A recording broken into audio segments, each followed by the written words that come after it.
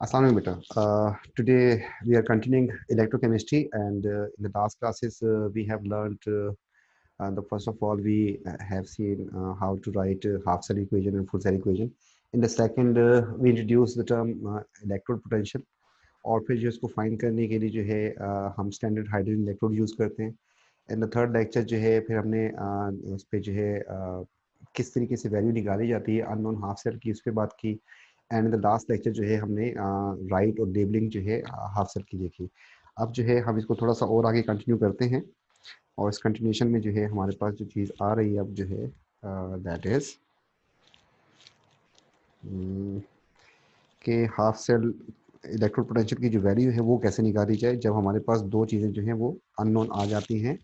जैसे हमारे पास जी, तो हाफ सेल जो स्टैंडर्ड इलेक्ट्रोड पोटेंशियल की जो वैल्यू जो है उसको फाइंड करने के लिए हमने क्या काम करना है, किस तरीके से उसको फाइंड करेंगे, तो उसको जो है आज हम देखते हैं. तो हमारे पास हेडिंग हो जाएगी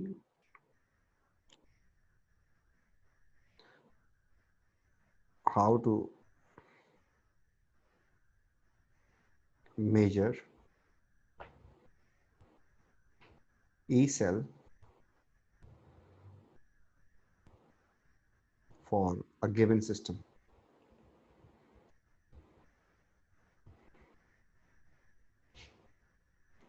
तो जैसे हमें पहले जो है हमने हाफ सेल की वैल्यूज़ जो है निकाली थी कि किस तरीके से निकालते हैं, उसके निकालने के लिए जो हमने काम किया था दैट वाज के स्टैंडर्ड हाइड्रोजन इलेक्ट्रोड से कंपेयर किया था हमने.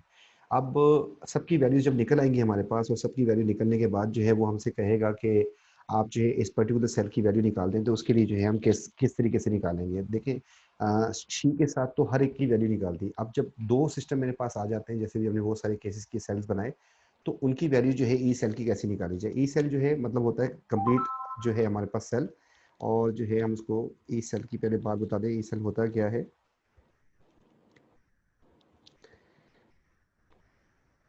It is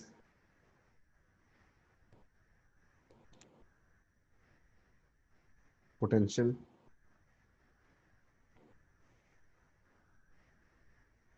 of a complete electrochemical cell, जिसको हम गैल्वेनिक सेल भी कहते हैं और वोल्टाइक सेल भी कहते हैं.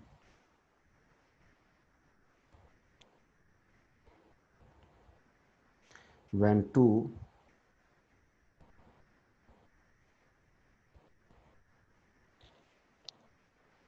half cells are connected together.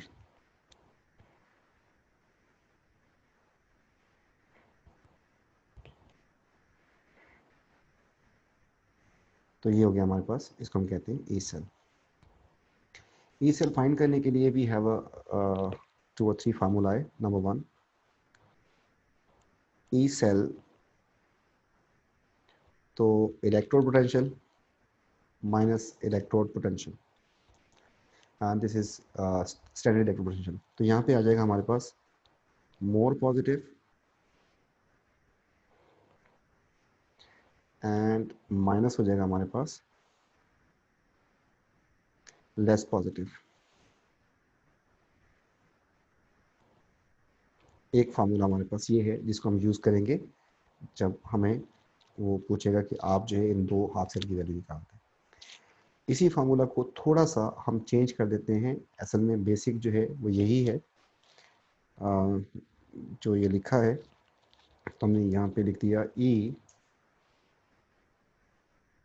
Reduced minus E not of oxidized. ये फार्मूला भी यूज़ कर सकते हैं हम. और ये दोनों फार्मूला एक ही तरह के फार्मूला हैं. अगर आप गौर से एक कॉन्सेप्ट आपका क्लियर है तो आप इस बात को बिल्कुल समझ गए होंगे कि जो मोर पॉजिटिव होता है वही तो रिड्यूस होता है.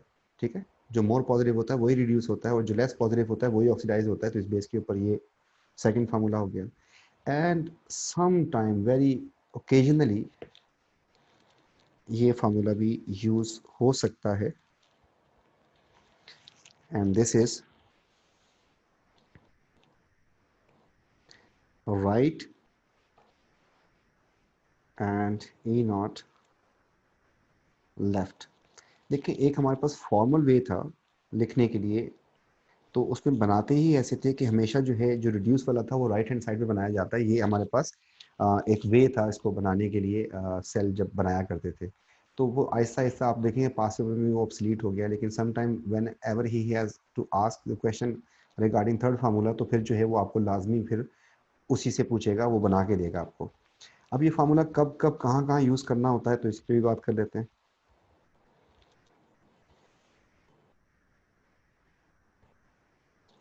ये वाला फार्मूला जो है यूज़ करना होगा आपको when complete, that means full cell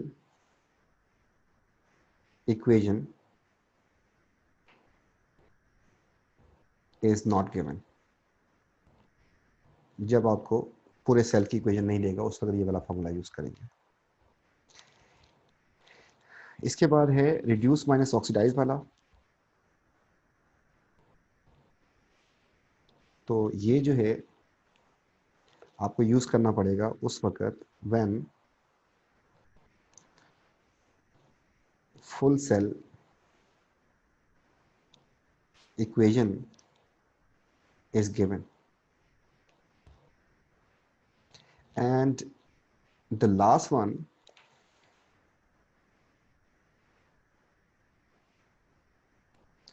when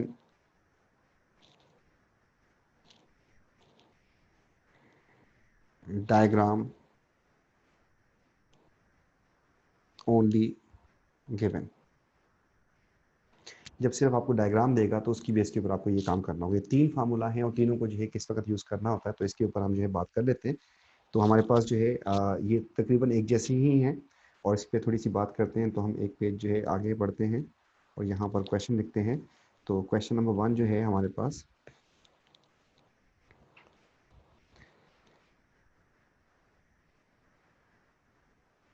find E cell for,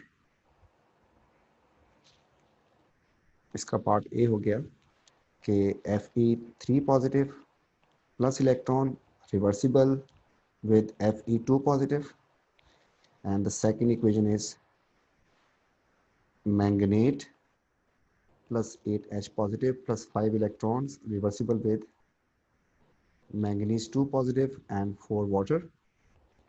इसकी वैल्यू जो है दैट इज 0.77, जबकि इसकी वैल्यू जो है 1.52 वोल्ट। एक ही हो गया हमारे पास। फिर और भी एग्जांपल करेंगे। इसमें देखें यहाँ पर उसने क्या किया हुआ है, रिवर्सिबल का साइन यूज़ किया है। तो आपके लिए ओपन क्वेश्चन है, हमें नहीं पता, लेकिन दोनों की स्ट्रेंथ तो आपको पता है, दोनों की स्ट्रेंथ आपके सामने है। अब जो है जब तक, अब हो सकता है अगर इससे नेगेटिव आ जाता तो ये फिर आगे जाता, अगर इससे ज़्यादा पॉजिटिव आ जाएगा तो फिर ये पीछे जाएगा। तो कॉम्पिटिशन जब तक ये इक्वेशन नहीं है, इसको मैं रिमूव कर देता हूँ, जब तक ये इक्वेशन नहीं है उस वक्त आपको कुछ नहीं पता कि ये ऑक्सीडाइज होगा या रिड्यूस होगा। लेकिन जैसे ही इसका कॉम्पिटिटर आ जाएगा उस वक्त आपको डिसाइड करना, उस वक्त आपको कंफर्म हो जाएगा कि अब इसमें से किसने ऑक्सीडाइज होना है और किसने रिड्यूस होना है। इसकी वैल्यू देखते हुए जो आपको पता है कि इसमें से एक ने आगे जाना है, एक ने पीछे जाना, तो यहाँ पर वो हमारा पहला वाला फार्मूला यूज हो सकता है।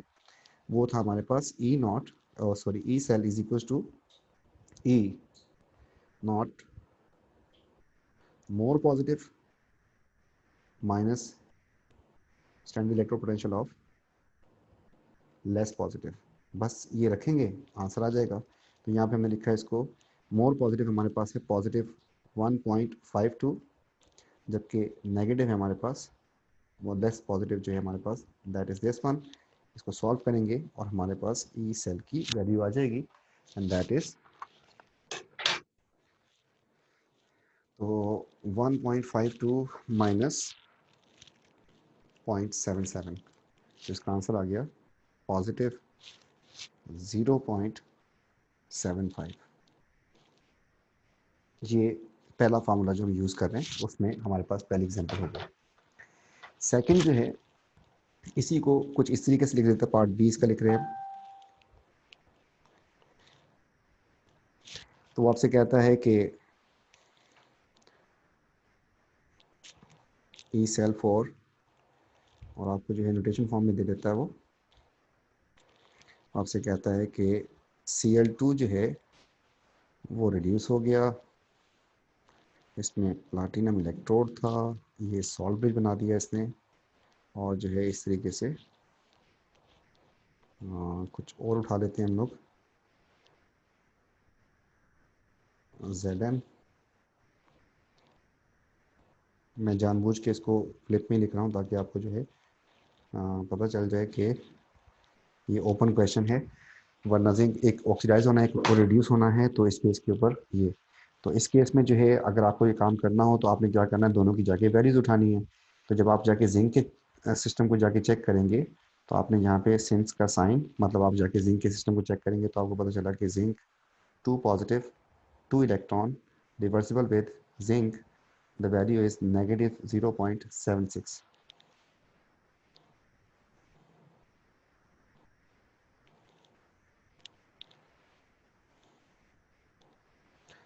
तो इट्स नेगेटिव 0.76 वोल्ट, ये आपको डेटा बुक से मिल जाएगा। सिमिलरली आपने जाके Cl2 plus 2 electrons reversible with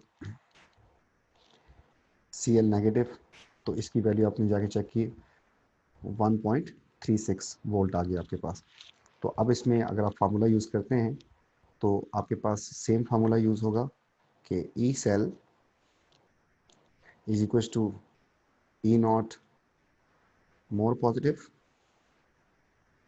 minus E not less positive.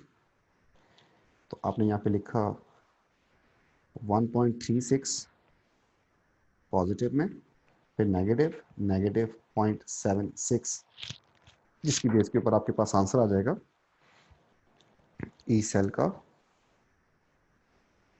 तो ये बन जाएगा, वो भी पॉजिटिव हो जाएगा, तो आपके पास 1.36 पॉजिटिव 0.76, तो 2.12 इसका आंसर आ गया। तो ये वाला फार्मूला उस वक्त जब तक उसने आपसे कहा, उसने कहा कि ये सिस्टम है, आप जो इसकी वैल्यू निकाल लें, तो आपके पास ओपन क्वेश्चन था, आपने कर दिया।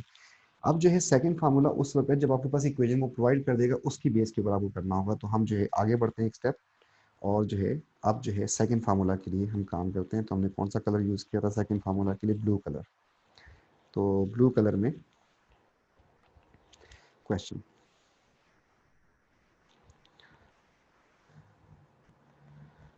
फाइंड ई सेल फॉर, अब ये कंप्लीट इक्वेशन देगा आपको। आपसे कहता है कि Cl2 is converted to Cl negative, तो इसने इलेक्ट्रॉन गेन किया है, एंड आयरन जो है 2 पॉजिटिव इसने लूज़ किया होगा। फिर ये आपको इक्वेशन देती है। तो अब उसने आपको खुद बता दिया कि ये रिएक्शन तो हो रहा है, अब रो हो रहा है, तो आपको इसकी वैल्यू निकालनी है। अब इसकी वैल्यू अगर निकालने की कोशिश करते हैं तो आपको देखना है इसमें से रिड्यूस कौन सा हो रहा है और ऑक्सीडाइज कौन सा हो रहा है। तो इसके लिए आपको थोड़ी सी इसके सोल्यूशन के लिए आप जो है इस इक्वेशन को दोबारा हम यहाँ पे कॉपी कर लेते हैं इसको एक दफ़ा। तो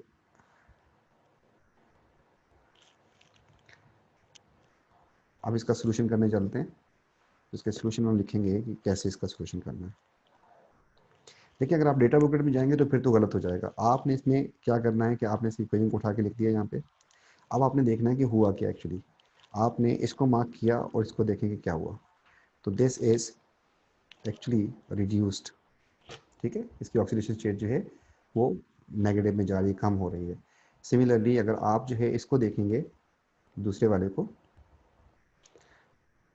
ये, तो ये जो है आपके पास ऑक्सीडाइज हो रहा है। तो आपने यहाँ से इसको उठा के लिखा कि ये ऑक्सीडाइज हो रहा है।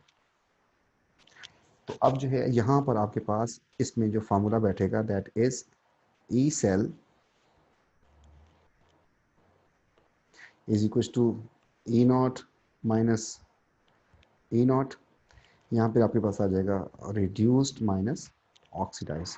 रिड्यूस वाले की वैल्यू जो है आपने जाके चेक की तो आपको मिल जाएगी, और वो जो है वैल्यू जाके आपको मिलेगी डेटा बुकलेट से। तो यहाँ पे मैं सेंस का साइन डाल देता हूँ कि आप लोगों ने जाके चेक किया कि Cl2 और Cl की जो वैल्यू होती है दैट इज़ पॉजिटिव 1.36, जबकि आयरन 3 एंड आयरन 2 वाली इक्वेशन आपको जो मिलेगी पीछे, उसकी वैल्यू जो है दैट इज़ 77, तो आपने यहाँ पे लिखा रिड्यूस वाले का 1.36 इसकी वैल्यू उठा ली थी आपने, और उसकी वैल्यू थी +0.77, और इसको हम सॉल्व कर लेंगे और हमारे पास जो है इसका आंसर आ जाएगा, जो कि ब्लू वाले फार्मूला से रिड्यूस माइनस ऑक्सीडाइज से हम इसको करेंगे। तो इसका आंसर आ गया +0.59। तो ये जो है हमारे पास जब इक्वेशन दी हो, इस तरीके से एक और इक्वेशन करके देखते हैं, और जो है फिर हम इसका पार्ट बी करते हैं एक और। तो बी लिखा, और उसमें जो है इक्वेशन वो कहता है कि जिंक जो है रिएक्शन किया कॉपर से, जिंक जो है रिड्यूस हो गया और कॉपर जो है वो ऑक्सीडाइज हो गया। ये इक्वेशन उसने उठा के दे दिया आपको। अब आपको जो है इसमें चेक करना है कि क्या, देखिए अगर आप जाते हैं डेटा वो पहला वाला फार्मूला यूज करेंगे तो आपकी हमेशा वैल्यू जो है मोर पॉजिटिव माइनस लेस पॉजिटिव का आंसर तो हमेशा ही पॉजिटिव ही आएगा, वो तो कभी नेगेटिव हो ही नहीं सकता।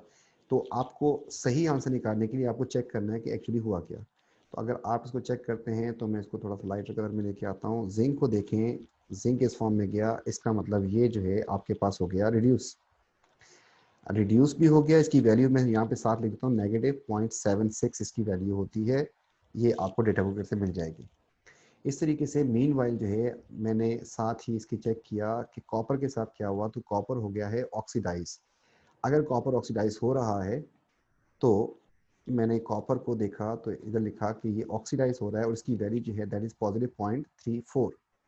अगर इसमें मैंने मोर पॉजिटिव लेस पॉजिटिव का फार्मूला लगाया तो मेरी तो हमेशा वैल्यू जो है वो आती रहेगी, जिससे पता ही नहीं चलेगा कि रिएक्शन हो भी रहा है कि नहीं हो रहा, क्योंकि हमारे पास ई सेल ही क्राइटेरिया होता है। तो हमने यहाँ पे लिखा ई सेल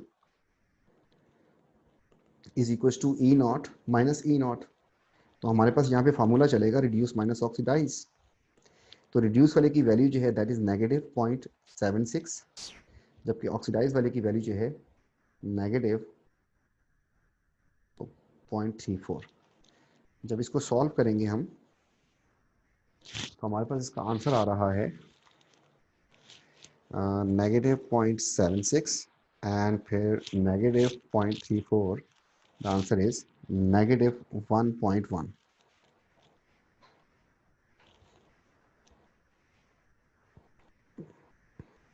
ठीक है, तो इस बेस के ऊपर हमारे पास ये आंसर आ गया। तो जब हमें इक्वेशन वो ओपन क्वेश्चन छोड़ता है तो फिर हमें क्या करना है कि पहला वाला फार्मूला मोर पॉजिटिव लेस पॉजिटिव, लेकिन जब इक्वेशन बना रहे तो वो कहता है कि रिएक्शन हुआ है, तो इसके डायरेक्टेड एरो लगा हुआ है कि रिएक्शन तो हो रहा है। अब अगर हो रहा है तो फिर मुझे इसको प्रूव करना है कि हो रहा है कि नहीं हो रहा, और मुझे इसकी इसी की वैल्यू निकालनी है। वो बता रहा है कि जिंक रिड्यूस हो रहा है या ऑक्सीडाइज हो रहा है, तो मैं उसको अपनी मर्जी से फ्लिप नहीं कर सकता। जब इक्वेशन दे देगा तो ये वाला फार्मूला यूज करेंगे रिड्यूस माइनस ऑक्सीडाइज, और जब इक्वेशन नहीं देता ओवरऑल तो उस वक्त जो है हम उसमें, जैसे ये वाले क्वेश्चन थे इसमें वो कह रहे हैं इनके लिए वैल्यू निकाल के दिखाएं, तो हमने वैल्यू निकाल के दिखाई। अब जो थर्ड टाइप का क्वेश्चन है उसके लिए हम चलते हैं।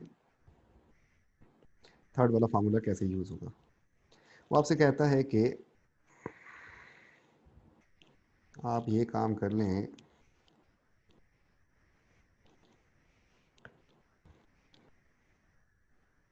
ये बहुत रेयर मतलब क्वेश्चन आएगा, ज्यादातर हमारे पास वो दोनों फार्मूला से काम चल रहा होता है।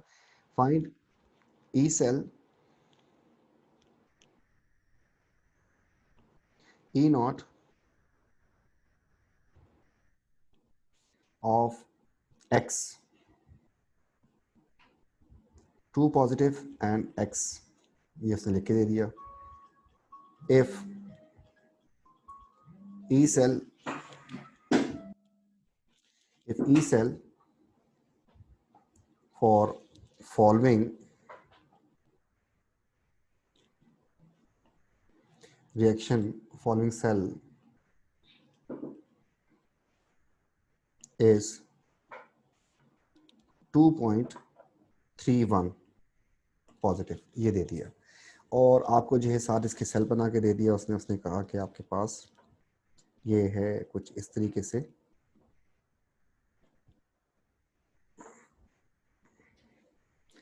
फिर जो है यहाँ पे सॉल्ट ब्रिज लगा देते हैं।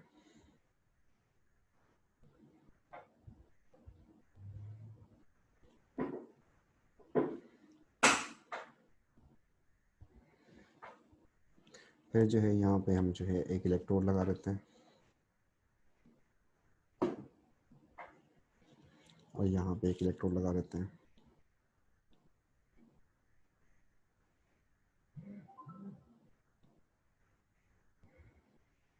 और वोल्ट मीटर से इन दोनों को कनेक्ट कर देते हैं। और यहाँ पे उसने लिख दिया है कि ये एक्स इलेक्ट्रोड है, कोई मेटल होगा पता नहीं, हम नहीं जानते।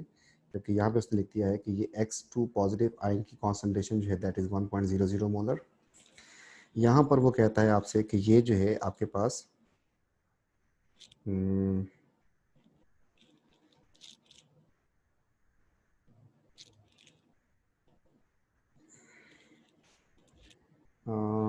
चले इसको हम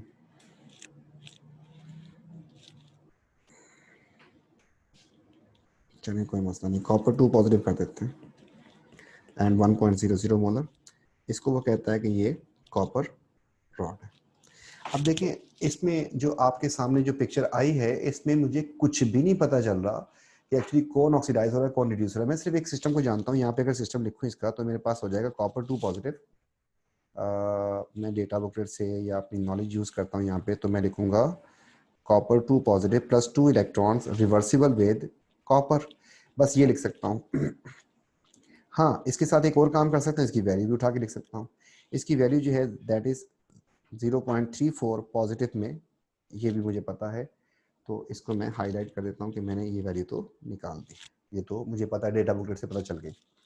लेकिन जो दूसरा सिस्टम है उस पर आप गौर करेंगे आप, तो ये X2 पॉजिटिव और रिवर्सिबल विद X, यहाँ पर हमने 2 इलेक्ट्रॉन्स लिख दिया।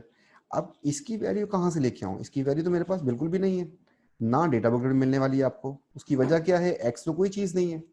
तो अब जो है यहाँ पर उसने यही आपसे क्वेश्चन पूछ लिया है।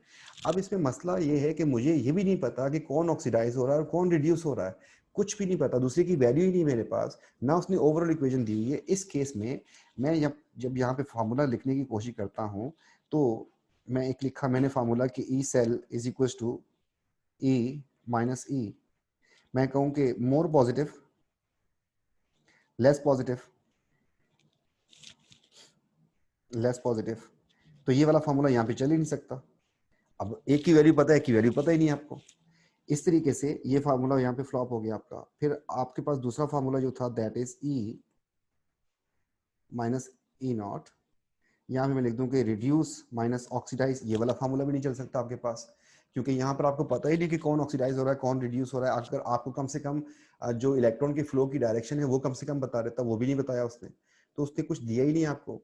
इस वक्त मजबूरी मेरे पास ये हो जाएगी कि मैं इसको भी नहीं यूज कर सकता, तो मैं यहाँ पर फाइनल फार्मूला लिखूंगा E cell E not minus E not, यहाँ पे लिखूंगा राइट माइनस लेफ्ट। अब आ जाएगा मेरे पास। अब उसने आपको क्या क्या डेटा दे दिया है आप देख लें। उसने आपको ई सेल की पूरी वैल्यू जो है बता दी थी आपको, तो मैंने उस ई सेल की वैल्यू को उठा के लिखा that is positive, E cell की वैल्यू जो है उसने बताई है पॉजिटिव 2.31। और ये जो है अपनी मर्जी से नहीं बल्कि जो डायग्राम बनी है उसके हिसाब से। तो आपके पास राइट पे क्या आ रहा है? राइट माइनस लेफ्ट करना है, तो राइट में आपने कर दिया एक्स, आपको नहीं पता, और लेफ्ट का आपको पता है that is 0.34। Now it can be solve. ठीक है, तो ये यहाँ पे इसके साथ इसको जब सॉल्व करेंगे तो हमारे पास x जो था उसकी वैल्यू आ जाएगी, एंड x हमारे पास जो था वो एक्चुअली ई नॉट था राइट हैंड साइड का, तो ये बन जाएगी नेगेटिव हो जाएगा, उधर जाके पॉजिटिव हो जाएगा, तो हमारे पास हो जाएगा 2.31 प्लस 0.34, तो पॉजिटिव 2.65। तो इस तरीके से जो है आप इसको सॉल्व कर सकते हैं। तो ये भी क्वेश्चन जो है आपके पास रेयर आते हैं, लेकिन उस वक्त आपको रुकना नहीं है, तो आपको ये काम भी आना चाहिए, तो इसकी बेस के ऊपर हम इसको फाइंड कर सकते हैं। ठीक है जी, तो ये था हमारे पास कि ई सेल की वैल्यू को कैसे निकाला जाए। तो इस पे देखते हैं एक दो क्वेश्चन और फिर जो है हम आगे बढ़ते हैं। तो देखते हैं कि ई सेल की वैल्यू को कैसे यूज़ किया जाए।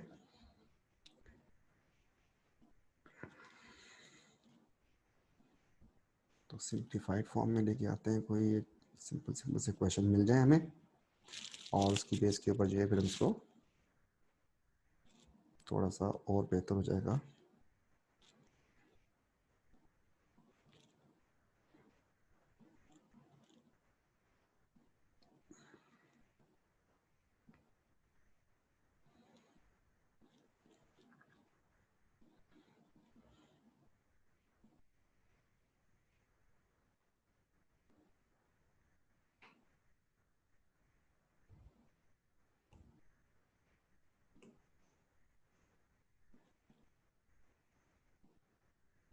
देखें, यहाँ पे कुछ हल्की फुल्की इसमें बात करने वर्कशीट है ये हमारे पास। तो इसमें कह रहा है कि नंबर 1 के ऑक्सीडाइजिंग एजेंट को आप डिफाइन करें in terms of electron. Oxidising agent जो है खुद लोगों को जाके ऑक्सीडाइज करते हैं, मतलब लोगों को ऑक्सीडाइज कैसे कर सकते हैं, उनसे इलेक्ट्रॉन छीनेंगे तो गेन इलेक्ट्रॉन्स, या फिर इलेक्ट्रॉनिक सेक्टर।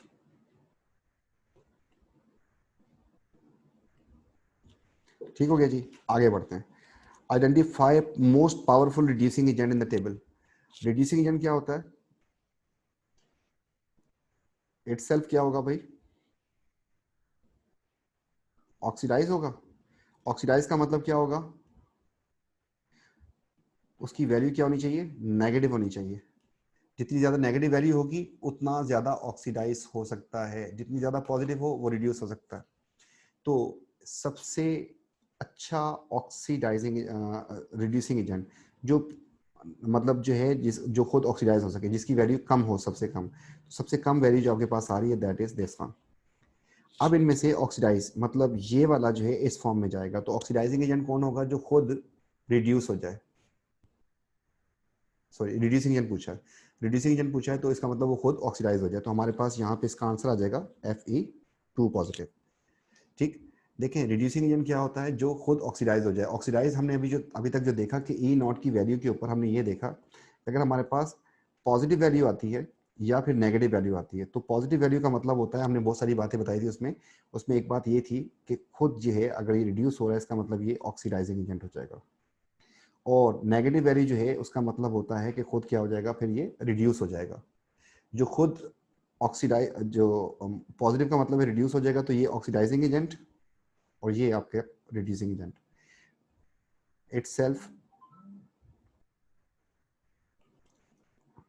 रिड्यूस होगा तो ऑक्सीडाइजिंग एजेंट हो जाएगा। सिमिलरली जितना ज्यादा नेगेटिव होगा इतना इटसेल्फ क्या हो जाएगा, ये ऑक्सीडाइज होगा तो आपके पास रिड्यूसिंग एजेंट बन जाएगा। तो उसने रिड्यूसिंग एजेंट पूछा था तो हमारे पास नेगेटिव वैल्यू होनी चाहिए थी, नेगेटिव वैल्यू में ये हो सकता है। The most powerful oxidising agent पूछ लिया उसने। जो ऑक्सीडाइजिंग एजेंट है खुद क्या हो जाए, रिड्यूस। रिड्यूस कौन होता है? जिसकी वैल्यू पॉजिटिव होती है। तो इनमें सबसे ज्यादा पॉजिटिव वैल्यू किसकी आ रही है? That is 2.15। तो हमने यहाँ पे जाके इसको मार्क किया कि आप इसकी बात हो रही है। ठीक है जी। अब अगर इसकी बात हो रही है तो अब ये सोचें और समझें और बताएं मुझे कि इनमें से आपके पास किसको मार्क किया जाए। हम इसको मार्क करें या फिर इसको मार्क करें? देखिए, एच आइन जो है वो तो किसी काम के नहीं, वो तो आपको पता है कि बैलेंसिंग ऑफ इक्वेशन के लिए आ जाते हैं। इस तरीके से वाटर भी किसी काम का नहीं। तो ऑक्सीडाइजिंग और रिड्यूसिंग एजेंट हमारे पास ये है। तो रिड्यूस जो इसने पूछा है कि पावरफुल ऑक्सीडाइजिंग एजेंट का बोला है उसने, तो खुद उसको क्या होना चाहिए, रिड्यूस हो जाना चाहिए। रिड्यूस इनमें से कौन हो रहा है? रिड्यूस इनमें से आप सोच समझ के बोलें कि ये हो सकता है रिड्यूस F माइनस या F2O। रिड्यूस का मतलब है आइदर इट गेन इलेक्ट्रॉन या फिर इसकी ऑक्सीडेशन स्टेट जो है वो डिक्रीज कर जाए। तो ये देखें, ये गेन इलेक्ट्रॉन आपके पास, ये रिएक्टेंट जो है कभी भी रिएक्टेंट साइड पे इलेक्ट्रॉन आए इसका मतलब रिडक्शन। तो आपके पास इसका आंसर बन जाएगा F2O। हाँ, ये अब आगे आपके पास जिस काम के लिए हम लोग आए थे यहाँ पे, तो उसने कहा कि आप जो है इसका ई सेल निकाल दें। आपके पास सिस्टम क्या है? आयरन 3 आयरन 2 वाला, एंड ब्रोमेट एंड ब्रोमीन वाला।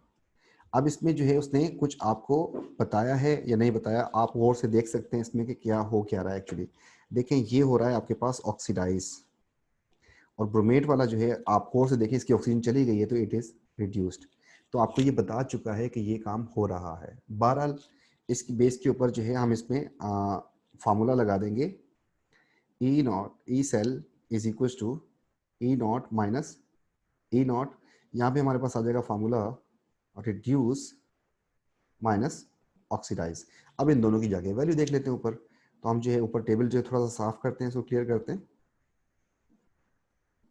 तो ब्रोमेट वाली इक्वेशन देखें कहाँ पे है, और इस तरीके से उसको हम फिर लेके चलते हैं, फोकस करते हैं। तो ब्रोमेट वाली इक्वेशन ये रही है आपके पास, एंड दूसरी आपके पास कौन सी है, आयरन 2 आयरन 3 वाली। तो आयरन 2 आयरन 3 वाली ये रही इक्वेशन। तो इसमें जो है आपका रिड्यूस जो है वो कौन हो रहा है, ब्रोमेट। इसके साथ मैंने लिख दिया रिड्यूस, इसके साथ मैंने लिख दिया ऑक्सीडाइज। तो आपके पास बन जाएगा ई सेल, रिड्यूस की वैल्यू है पॉजिटिव 1.52 एंड उसकी वैल्यू है पॉजिटिव 0.77। इससे हम इसको सॉल्व कर लेंगे। Right half equation for the reaction occurring at the negative electrode when current is. इनमें से नेगेटिव इलेक्ट्रोड कौन सा होगा। देखिए अगर ये ऑक्सीडाइज हो रहा है, इसका मतलब क्या कि ऑक्सीडाइज का मतलब क्या है कि ये इलेक्ट्रॉन रिमूव कर रहा है, इलेक्ट्रॉन्स रिमूव कर रहा है। ये रिड्यूस हो रहा है, इसका मतलब कि इसकी वैल्यू पॉजिटिव है, इसका मतलब ये इलेक्ट्रॉन्स गेन कर रहा है। तो इलेक्ट्रॉन जो है इसके पास ही जाएंगे फिर, है ना। इलेक्ट्रॉन अगर मूवमेंट उसकी इस डायरेक्शन में है और किसकी है, इलेक्ट्रॉन्स की, तो इलेक्ट्रॉन पे चार्ज क्या होता है, नेगेटिव। इसका मतलब लाजमी सी बात है कि ये वाला जो है आपके पास क्या हो जाएगा, पॉजिटिव। जो मोर पॉजिटिव होता है वही एनोड होता है, और जो लेस पॉजिटिव होता है वो कैथोड बन जाता है। तो उसने आपसे पूछा है नेगेटिव इलेक्ट्रोड का रिएक्शन लिख के दिखाएं, तो वो तो खैर उसने खुद भी बता दिया था। आपके पास Fe2 जो था वो कन्वर्ट हो रहा है Fe3 पॉजिटिव में, और आपने एक इलेक्ट्रॉन इधर लगा दिया। अगर आप इस बात को समझ रहे हैं तो फिर अच्छी बात है, नहीं तो आपको इसी इक्वेशन को उल्टा करके लिखना था। क्यों, ये वाला रिएक्शन सीधा जाएगा क्योंकि वैल्यू पॉजिटिव है इसकी, ठीक है, और जिसकी वैल्यू जो है नेगेटिव होती है, कम होती है, वो उल्टा जाता है। तो आपको जब दोनों को रिएक्शन करवा के दिखाना था तो फिर ये भी इसकी बेस के ऊपर थी। इस तरीके से डायरेक्ट भी कर सकते थे, और अगर आप इसको गौर से देख लेते इसको, तब भी आपको पता चल रहा था कि रिएक्शन वो आपको करके दिखा रहा है नोटेशन फॉर्म में हमेशा, ठीक है।